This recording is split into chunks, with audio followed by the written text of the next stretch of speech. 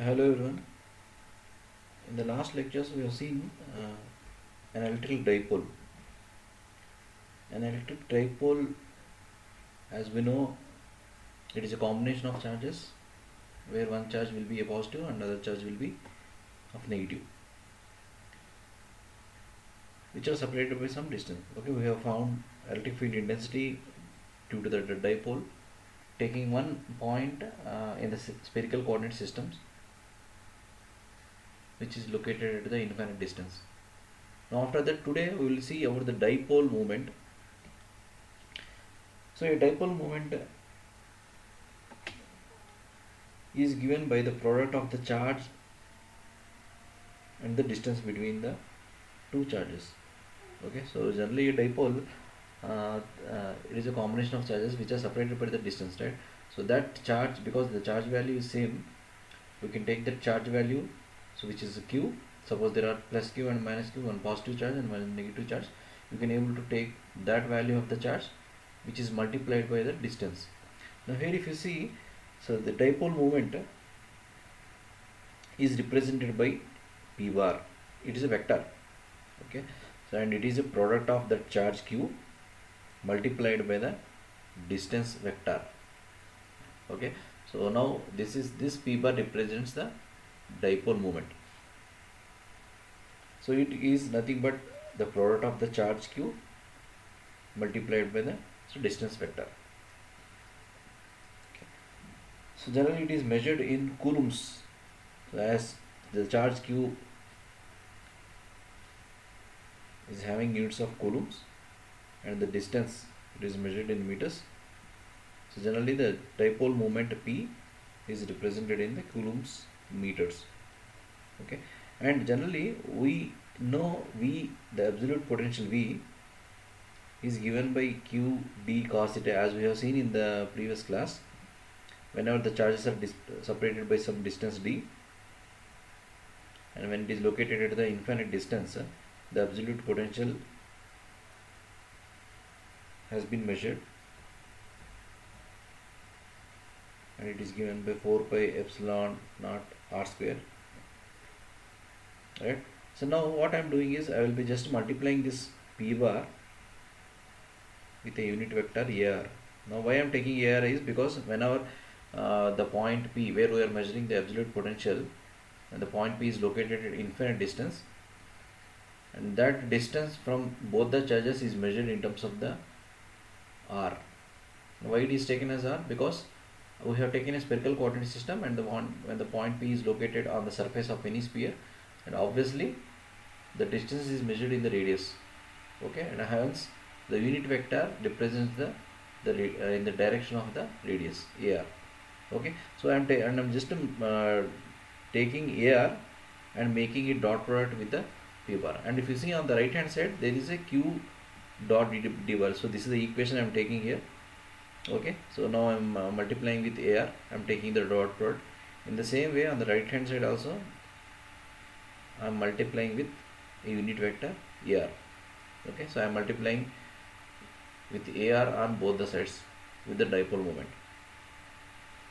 Okay, now this, whenever it is multiplied, and we already know, so earlier we have seen. Okay, so it is an important note. So whenever there are two vectors, suppose there is a vector a bar, and when it is multiplied by vector b bar with dot product, then it can be represented as the magnitude of a into magnitude of b into cos theta. Okay, so this is what we know earlier. Now here if you see, by taking this dot convention, so here d bar is a vector and a r bar is a vector. So a r bar is a unit vector where its magnitude will be 1. Okay, so but it represents the direction along the distance r. Okay, now this d bar dot ar bar, so I can simply write it as, so q d cos theta. Okay, if you see here, a bar dot b bar can be represented as magnitude of a, magnitude of b, and cos theta. And in the same way here, magnitude of d I have written as d, and we all know that magnitude of a unit vector is 1. Why? Because unit vector which is represented in AR, and sometimes in some of the textbooks you can able to observe that the unit vector is also represented by the letter U. Okay, you can able to mention with letter A, and you can able to mention with the letter U. Okay, and as the name itself it mentions, it is representing that it is an unit vector where the magnitude will be unity. So that's why if you see here D into 1, why? Because the magnitude of this AR is nothing but it is 1. So that's why I have simply ignored this one, and we have written, so this Q into D into cos theta. So obviously into 1 I have ignored here, I have not written here 1 because the magnitude of this unit vector is 1, and in the magnitude of that D bar is simply D. So finally we got an equation as this dipole moment P bar dot AR bar is equal to Q D cos theta. Okay, now this absolute potential which we got from the earlier section, so I am just mentioning it as 1, and this as an equation 2. Now simply if you see in the numerator of the absolute potential, so there is a parameter as Q D cos theta. Now what I can able to do is, I can able to simply substitute the equation 2 in equation 1. So then the absolute potential will be P bar dot AR bar divided by the denominator will be as it is. I am writing as it is. Okay, so then this is the new equation of absolute potential which is mentioned in terms of the dipole vector, the dipole moment. Okay, so simply the equation of the absolute potential which we got when the point P is located at infinite distance. So remember, so this absolute potential which we have derived when it is located at infinite distance, which is located at infinite distance, and when it is not located in infinite distance, then this equation has been changed. So Q into R2 minus R1 divided by 4 pi epsilon R1 into R2. So that we have seen earlier. Whenever it is located at infinite distance, so this value will become cos theta. Okay, R2 minus R1 will become cos theta, and this R1 into R2 becomes R square. Now what we have seen is, we have taken the dipole moment, and from this dipole moment we are just multiplying with the unit vector AR on both the sides, and finally we have obtained this equation. So simply substituting the equation 2 in the equation, then you will be getting the absolute potential of that point P which is located at infinite distance in terms of this dipole moment. So this P bar denotes that it is a dipole moment. Okay.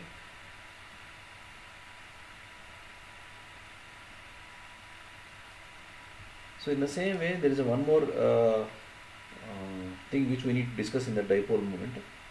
So we can also find the torque on electric dipole in an electric field. Torque on electric dipole.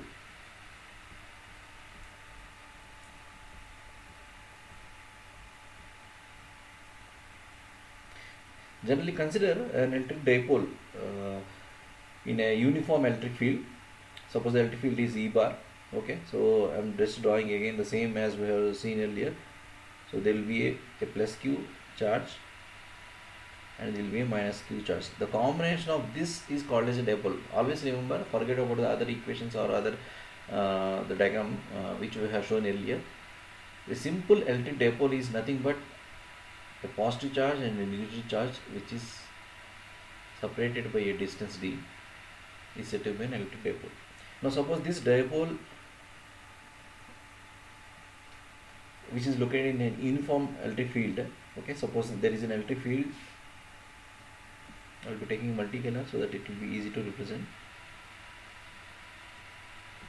So see, so this is an electric field. Okay, so E bar. Okay, so E bar, this is the E bar. Okay, so electric field. Now this electric field is making an angle of theta. Suppose if you see here, this is making an angle of theta. Okay, so this dipole is making an angle of theta with the electric field at everywhere. So I am drawing it everywhere. It is making an angle of theta. Okay, with respect to the dipole axis, this z is said to be the dipole axis. So always this is lying on the z axis. So plus z minus z, and you can able to find the origin somewhere here.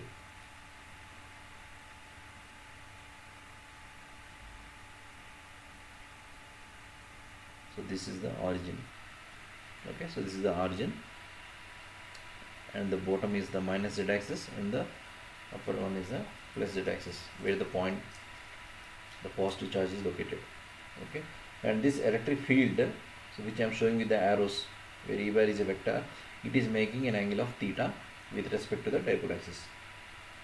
Now from this, the charges plus q and minus q. Okay, so the plus q and minus q, which means that the dipole, because it is a combination of plus q and minus q, that's what I am saying. Okay, every time I am saying plus q and minus q means you need to identify that it is a dipole.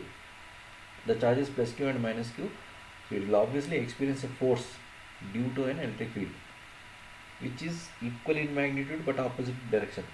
Okay, suppose I am writing here, there will be a force exerted on q, so which is F1. F1 is the force which is exerted on the q1. In the same way, the force exerted on q2, let it be F2. Okay, so this is force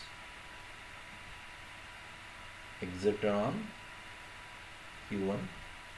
In the same way, the force exerted on q2. Okay, so actually q1 q2 is nothing but you can simply represent so rather than having q1 q2, you can able to say, as I told you earlier, plus q and minus q.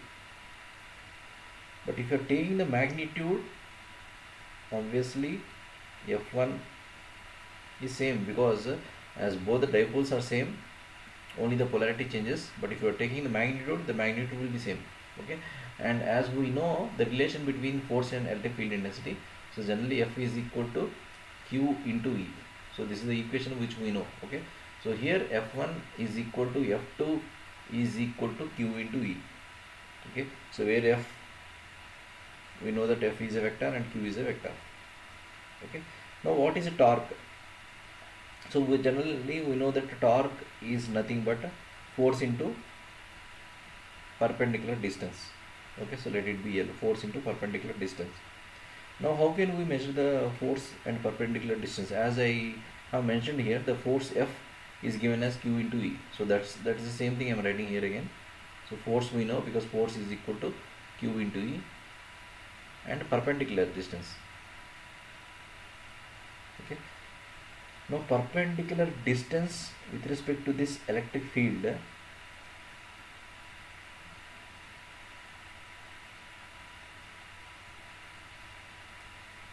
will be taking one more color to easily represent vector. So if you see here, the perpendicular distance which is making with this electric field will be something like this.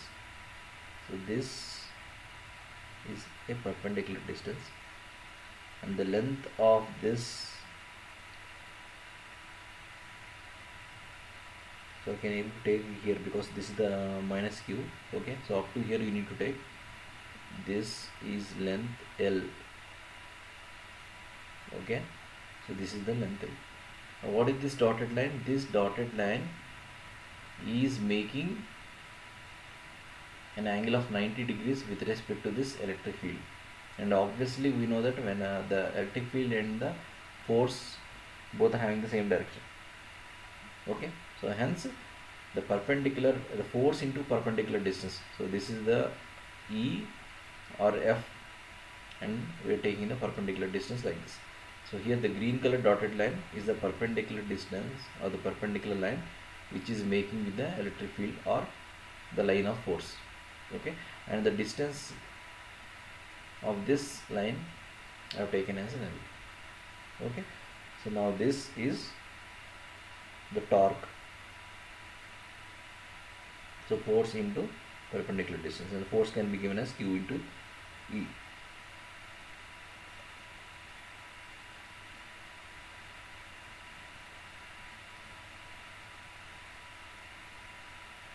to find out L?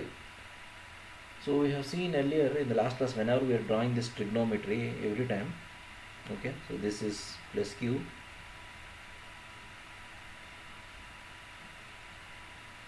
this is plus Q, and this is minus Q.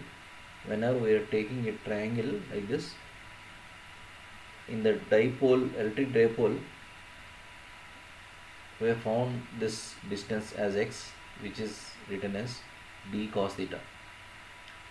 Now whenever taking this